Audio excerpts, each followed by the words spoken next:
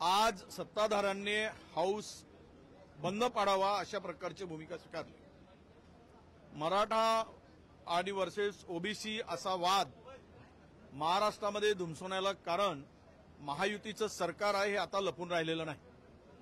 दोनही समाजाच्या नेत्यांनी ज्यावेळेस आंदोलन केलं होतं, उपोषण केला होता, ते स्थगित करण्यासाठी एका बाजूला मुख्यमंत्र्यांनी त्यांना आश्वासन दिलं, दुसऱ्या बाजूला ओबीसी समाजाला दुसरे उपमुख्यमंत्री गेलेत आणि ते आंदोलन गेले नाही तर ते स्थगित करण्यासाठी त्यांनी बैठक बोलवली। आणि शासन म्हणून, सरकार म्हणून खरं तर त्यांची ही जबाबदारी होती। मला या ठिकाणी ज्यावेळेस ओबीसी किंवा मराठा समाजाचा वाद होता किंवा आरक्षणाचा प्रश्न होता त्यावेळेस आमच्या सगळ्यांना बोलवून चर्चा त्यावेळेस झाली होती।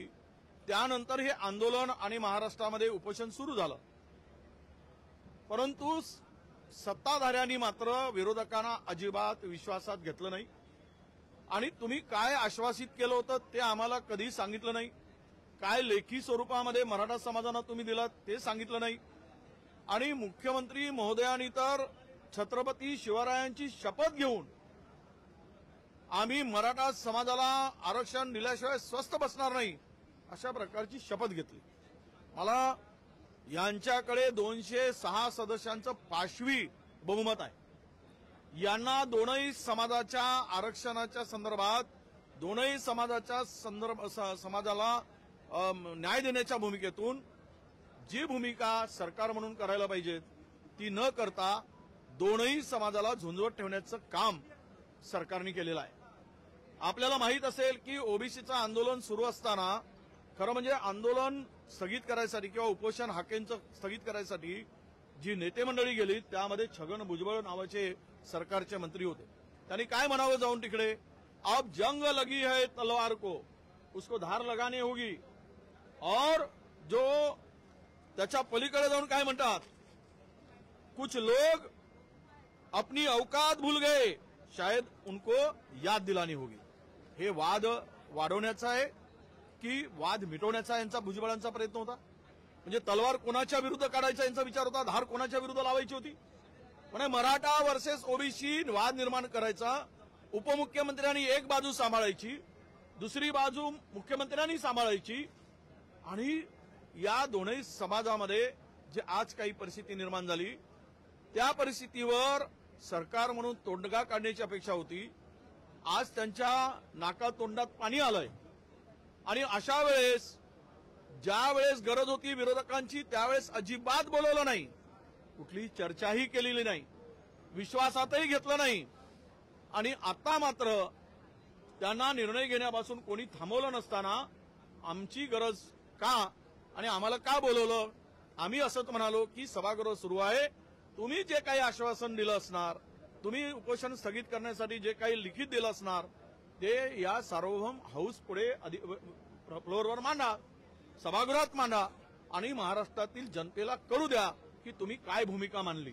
परंतु त्यांना ते करता येत नाही म्हणून आणि भ्रष्टाचाराचे अनेक मुद्दे आहेत की 2 दिवसात यांचा भ्रष्टाचार महाघोटाळे उघड होऊ नयेत म्हणून सभागृह या विषयावर बंद पाडायचा आणि पाप आपलं तेही पाप लपवायचं आणि हे मराठा आणि वर्सेस ओबीसी हा जो काही महाराष्ट्रामध्ये यांनी तारीख पे तारीख देऊन जो गुलाल उधळायला लावला मराठा समाजाला, त्यांच्या भावनाशी खेळलेत, ओबीसी समाजाच्या भावनाशी खेळतायत आणि दोनही समाजामध्ये जे महाराष्ट्रामधलं चित्र उभं झालंय त्याला हे जबाबदार आहेत, त्यातून यांना मार्ग सापडत नाही म्हणून त्या पापासाठी ते केलेलं जे काही त्यांचं ते चुकीची किंवा त्यांच्या भावनाशी जो खेळ खेळला त्या खेळामध्ये विरोधकांना सोबत घेऊन खापर विरोधकांवर फोडण्याचं काय चाललंय त्याला आमचं स्पष्ट मत आहे की सरकार म्हणून 206 सदस्यांचं बहुमत आहे।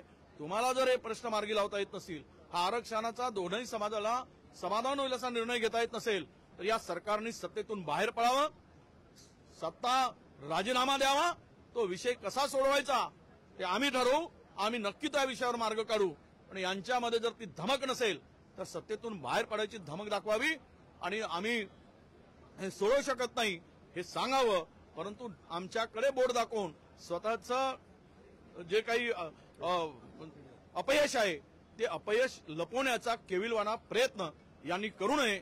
संपूर्ण महाराष्ट्र बघतोय आज की सत्ताधारी पक्षाला 206चं बहुमत असताना तुम्ही विरोधकांचा आवाज दाबताय. अध्यक्ष आम्हाला बोलू देत नाही.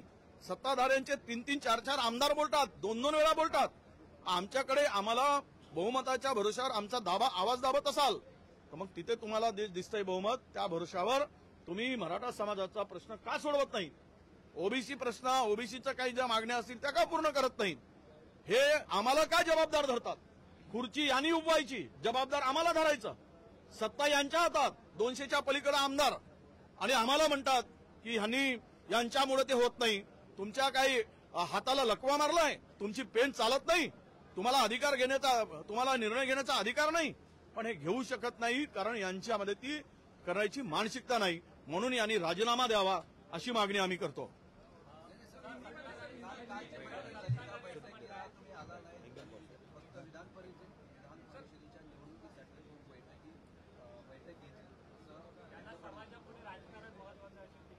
नाही, आमची बैठक त्या संदर्भात नव्हतीच. आमची बैठक खरं तर आम्ही सभागृह बंद पडला होता, आम्हाला जायचं नव्हतं, आम्ही चहा प्यान पीत बसलो होतो. खरं म्हणजे जायचं नव्हतं यासाठीच की सरकारने त्यांची भूमिका आमच्यापर्यंत पोहोचलीच नाही. दोन वेळा त्यांनी जी भूमिका जरांगे पाटलांच्या पुढे मांडली असेल किंवा जाऊन उपमुख्यमंत्री गुप्तपणे दोघांनी मराठा समाजाची बैठक आणि ओबीसी समाजाची बैठक, सत्तेमधली खुर्चीला लावून बसायची, गुप्त बैठका घ्यायच्या, 2 समाजामध्ये तेढ निर्माण होऊन पोळी शेकायचं पाप करायचं आणि आरोप मात्र विरोधकावर करायचा. हे आता महाराष्ट्र बघतोय. म्हणून यांची जागा महाराष्ट्र दाखवेल. आम्ही मराठा समाजाच्या विरोधात नाही, आम्ही ओबीसी समाजाच्या विरोधात नाही. जे काही आश्वासन दिलं असेल ते त्याची पूर्तता करा ना तुम्ही. तुम्हाला कोण रोखलाय? एवढंच आमची मागणी आहे.